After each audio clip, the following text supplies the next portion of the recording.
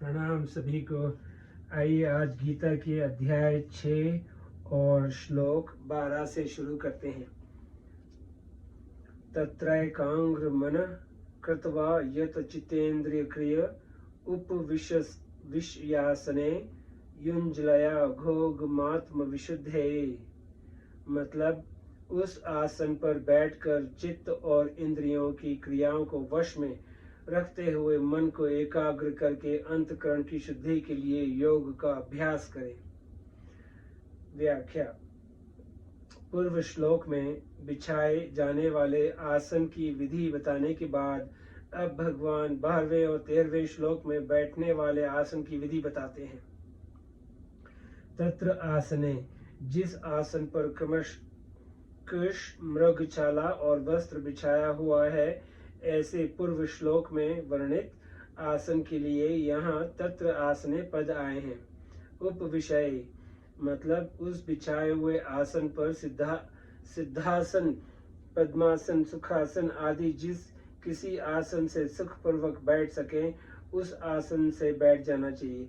आसन के विषय में ऐसा आया है कि जिस किसी आसन से बैठे उसी में लगातार 3 घंटे तक बैठा रहे, उतने समय तक इधर उधर हिले डुले नहीं।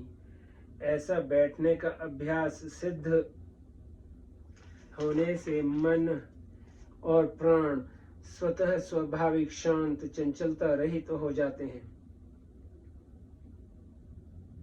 कारण कि मन की चंचलता शरीर को स्थिर नहीं होने देती और शरीर की चंचलता क्रिया प्रवणता मन को स्थिर नहीं होने देती।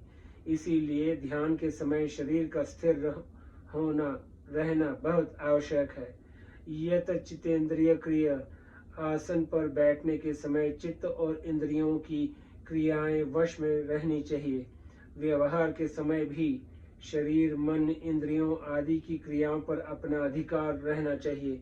कारण कि व्यवहार काल में चित्त और इंद्रियों की क्रियाएं वश में नहीं होंगी तो ध्यान के समय भी वे क्रियाएं जल्दी वश में नहीं हो सकेंगी।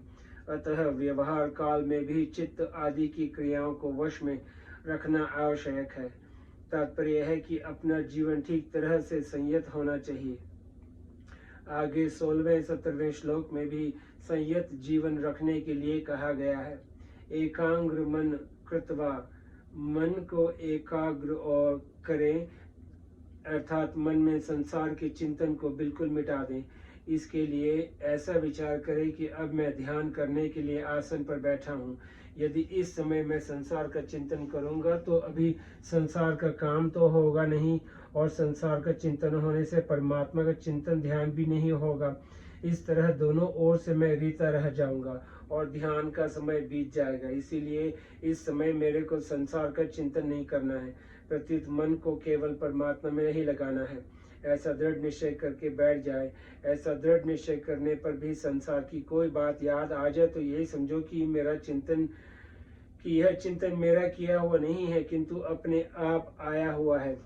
जो चिंतन अपने आप आता है उसको हम पकड़े नहीं, अर्थात न तो उसका अनुमोदन करें और न उसको विरोध ही करें। ऐसा करने पर ही वह चिंतन अपने आप निर्जीव होकर नष्ट हो जाएगा, अर्थात जैसे आया वैसे चला जाएगा। क्योंकि जो उत्पन्न होता है वह नष्ट होता ही है, यह नियम है। जैसे संसार में बहुत से अच्छे मंदे कार्य होते रहते हैं पर उनके साथ अपना संबंध नहीं जोड़ते तो उनका हमारे पर कोई असर नहीं होता, अर्थात हमें अब उनका पाप पुण्य नहीं लगता। ऐसे ही अपने आप आने वाले चिंतन के साथ हम संबंध नहीं जोड़ेंगे तो उस चिंतन का हमारे पर कोई असर नहीं होगा, उसके साथ हमारा मन नहीं चिपकेगा। जब मन नहीं चिपकेगा तो वह स्वतः एकाग्र शांत हो जाएगा। युञ्जलया घोग मात विशुद्धे, अंतःकरण की शुद्धि के लिए ही ध्यान योग का अभ्यास करें। सांसारिक पदार्थ, भोग, मान, बड़ाई, आराम, यश, प्रतिष्ठा, सुख, सुविधा आदि का उद्देश्य रखना, अर्थात इनकी कामना रखना ही अंतःकरण की अशुद्धि है। और सांसारिक पदार्थ आदि की प्राप्ति का उद्देश्य कामना न रखकर केवल परमात्मा प्राप्ति का उद्देश्य रखना ही अंतःकरण की शुद्धि है। तृटधि सिद्धि आदि की प्राप्ति के लिए और दूसरों को दिखाने के लिए भी योग का अभ्यास किया जा सकता है, पर उनसे अंतःकरण की शुद्धि हो जाए ऐसी बात नहीं है। योग एक शक्ति है, जिसको सांसारिक भोगों की प्राप्ति में लगा दें तो भोग त्रिटियां और सिद्धियां प्राप्त हो जाएंगी, और परमात्मा की प्राप्ति में लगा दें तो परमात्मा प्राप्ति में सहायक बन जाएंगी। अब श्लोक 13वें से शुरू करते हैं। सन्म काय शिरो ग्रीव धार यंत्रोचल स्थिर संप्रेक्षय नासिकांग्र स्व दिश श्वचान वलोकयन। काया शिर और ग्रीवा को सीधे अचल धारण करके तथा दिशाओं को न देखकर केवल अपनी नासिका के अग्रभाग को देखते हुए स्थिर होकर बैठे। व्याख्या। समकाय शिरो ग्रीव धार्यत्र चलम। यद्यपि काय नाम शरीर मात्र का है, समकाय शिरो ग्रीवम काय नाम शरीर मात्र का है, तथापि यहाँ आसन पर बैठने के बाद कमर से लगकर गले तक के भाग को काय नाम से कहा गया है। शिर नाम ऊपर के भाग का अर्थात मस्तिका का है, और ग्रीवा नाम मस्तिष्क और काया के बीच के भाग का है। ध्यान के समय ये काया, शिर और ग्रीवा सम सीधे रहें, अर्थात रीढ़ की जो हड्डी है उसकी सब गांठें सीधे भाग में रहें और उसी सीधे भाग में मस्तक तथा ग्रीवा रहे। तात्पर्य है कि काया, शिर और ग्रीवा ये तीनों एक सूत्र में अचल रहें, कारण कि इन तीनों के आगे झुकने से नींद आती है, पीछे झुकने से जड़ता आती है और दाएं बाएं झुकने से चंचलता आती है। इसलिए न आगे झुके न पीछे झुके और न दाएं बाएं ही झुके, दंड की तरह सीधा सरल बैठा रहे।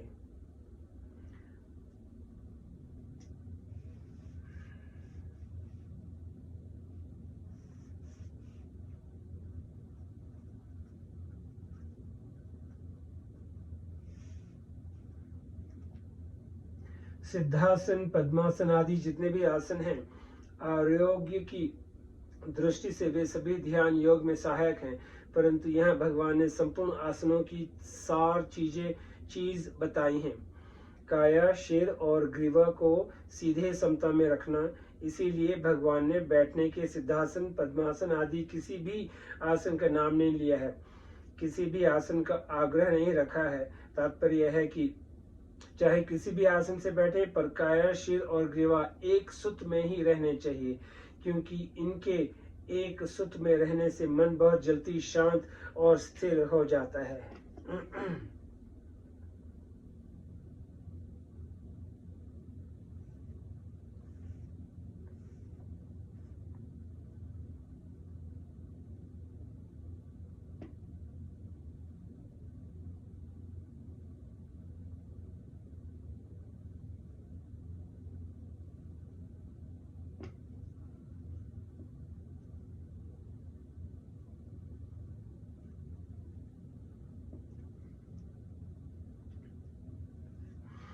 आसन पर बैठे हुए कभी नींद सताने लगे तो उठकर थोड़ी देर इधर उधर घूम ले, फिर स्थिरता से बैठ जाएं और यह भावना बना ले कि अब मेरे को उठना नहीं है, इधर उधर झुकना नहीं है, केवल स्थिर और सीधे बैठकर ध्यान करना है। दिश शाचन व लोकयन। 10 दिशाओं में कहीं भी देखे नहीं, क्योंकि इधर उधर देखने के लिए जब ग्रीवा हिलेगी तब ध्यान नहीं होगा, विक्षेप होगा। अतः ग्रीवा को स्थिर रखें। संप्रेक्षय नासिकांग्र स्वम। अपनी नासिका के अग्रभाग को देखता रहे, अर्थात अपने नेत्रों को अर्धनिमीलित मतलब अधमुंदे रखें, कारण कि नेत्र मूंद लेने से नींद आने की संभावना रहती है और नेत्र खुले रहने से सामने दृश्य दिखेगा, उसके संस्कार पड़ेंगे तो ध्यान में विक्षेप होने की संभावना रहती है। सामने दृश्य दिखेगा, उसके संस्कार पड़ेंगे तो ध्यान में विक्षेप होने की संभावना रहती है। अतः नासिका के अग्रभाग को देखने का तात्पर्य अर्धनिमीलित नेत्र रखने में ही है। स्थिर आसन पर बैठने के बाद शरीर, इंद्रियां, मन आदि की कोई भी और किसी भी प्रकार की क्रिया न हो, केवल पत्थर की मूर्ति की तरह बैठा रहे। इस तरह एक आसन से कम 3 घंटे स्थिर बैठे रहने का अभ्यास हो जाएगा तो उस आसन पर उसकी विजय हो जाएगी, अर्थात वह जितासन हो जाएगा। अब श्लोक 14 से शुरू करते हैं। संबंध बिछाने और बैठने के आसन की विधि बताकर अब आगे के 2 श्लोकों में फल सहित सगुण साकार के ध्यान का प्रकार बताते हैं। प्रशांत आत्मा विगतभीर ब्रह्मचारी व्रते स्थित मन संयम्य मच्चितो युक्त आसित मत पर, जिसका अंतःकरण शांत है, जो भय रहित है और जो ब्रह्मचारी व्रत में स्थित है, ऐसा सावधान योगी मन का संयम करके मेरे में चित्त लगाता हुआ मेरे परायण होकर बैठे।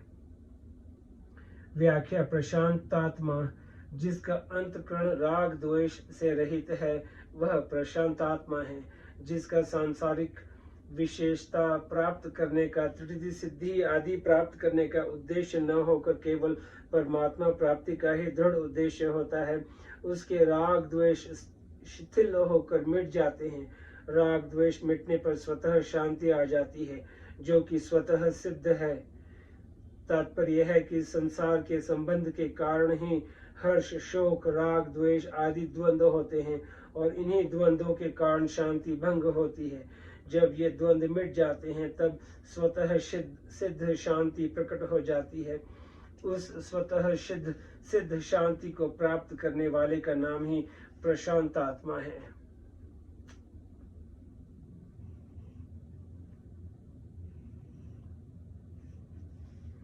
विगत भी शरीर को मैं और मेरा मानने से ही रोग का, निंदा का, अपमान का, मरने का आदि का भय पैदा होता है।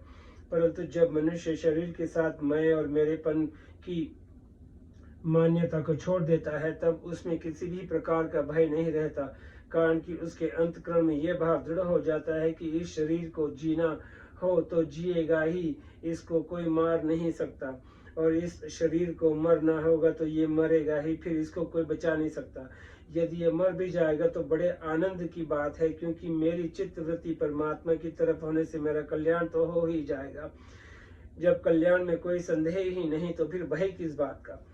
इस भाव से वह सर्वथा भय रहित हो जाता है। ब्रह्मचारी व्रते स्थित, यह ब्रह्मचारी व्रत का तात्पर्य केवल वीर्य रक्षा से ही नहीं है, प्रत्युत ब्रह्मचारी के व्रत से है।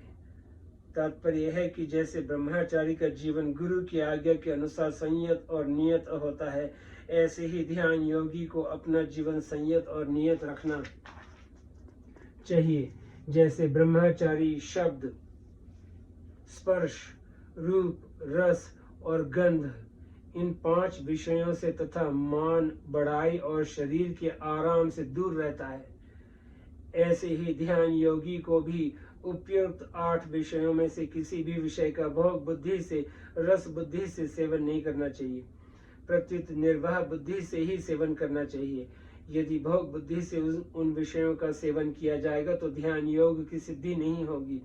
इसीलिए ध्यान योगी को ब्रह्मचर्य व्रत में स्थित रहना बहुत आवश्यक है। व्रत में स्थित रहने का तात्पर्य है कि किसी भी अवस्था, परिस्थिति आदि में किसी भी कारण से कभी कृष्ण मात्र भी सुख बुद्धि से पदार्थों का सेवन न हो, चाहे वह ध्यान काल हो चाहे व्यवहार काल हो। इसमें संपूर्ण इंद्रियों का ब्रह्मचर्य आ जाता है।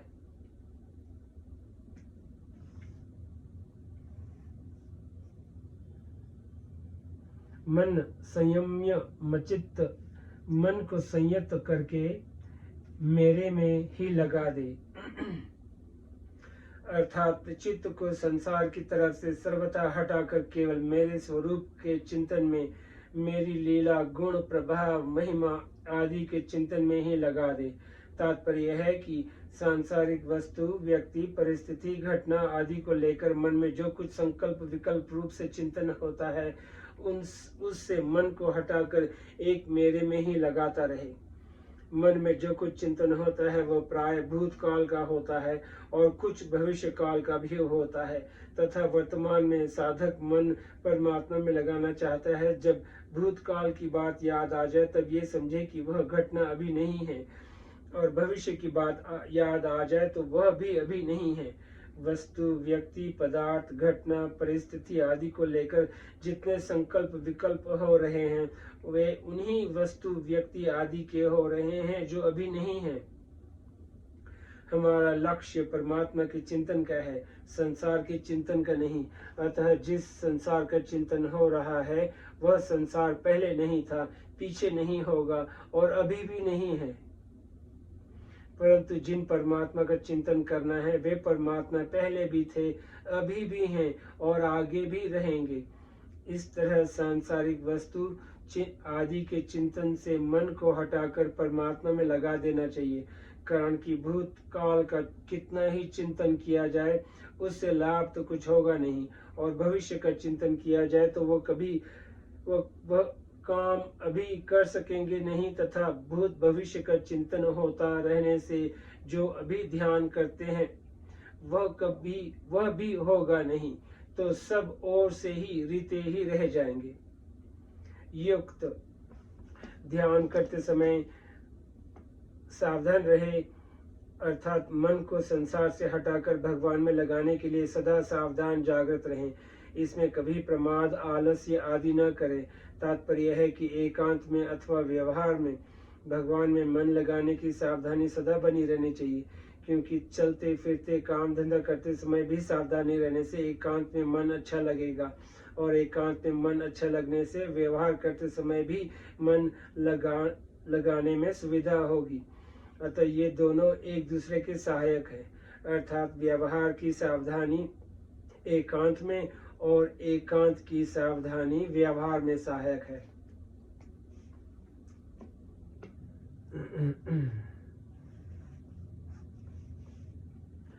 आसित मत पर केवल भगवत परायण होकर बैठे अर्थात उद्देश्य लक्ष्य ध्येय केवल भगवान का ही रहे।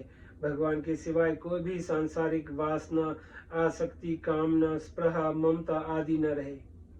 इसी अध्याय के 10वें श्लोक में योगी युंचित सतत मात मनन रहसी स्थित पदों से ध्यान योग का जो उपक्रम किया था उसी को यहाँ युक्त आसित मत परों पदों से कहा गया है। आइए आज यहीं पे समाप्त करते हैं, फिर कल श्लोक 15 से शुरू करेंगे।